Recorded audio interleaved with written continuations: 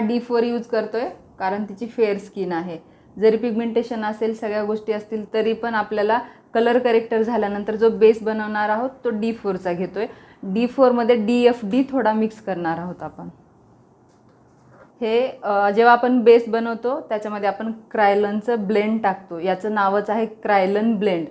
तर त्याचे आपल्याला 2-3 ड्रॉप करायचं असतं. मग याची जी कन्सिस्टन्सी असते तर ती थिक असते. तर त्याला आपण थिन म्हणजे आपल्या स्किनवरती लवकर मेल्ट झाली पाहिजे आणि लवकर पसरली पाहिजे, अशा प्रकारे आपण हे ड्रॉप टाकून मिक्स करून आपण अप्लाय करणार आहोत. बेस प्रॉपर झाला पाहिजे. हे केकी दिसतोय का? नाही दिसत आहे. का बरं? कारण आपण ब्रायडलचं जे डर्मा पॅलेट आहे ते यूज केलं आहे. तुम्ही जर सुप्राचं कराल तर ते ऑइली असतं आणि त्यामुळे काय होतं, तुमचा जो बेस आहे तो ऑइली दिसतो, केकी दिसतो. तर कधीही यूज करताना तुम्ही डर्माचं पॅलेट यूज करा, जे क्रायलनमध्येच भेटेल. बघू शकता तुम्ही.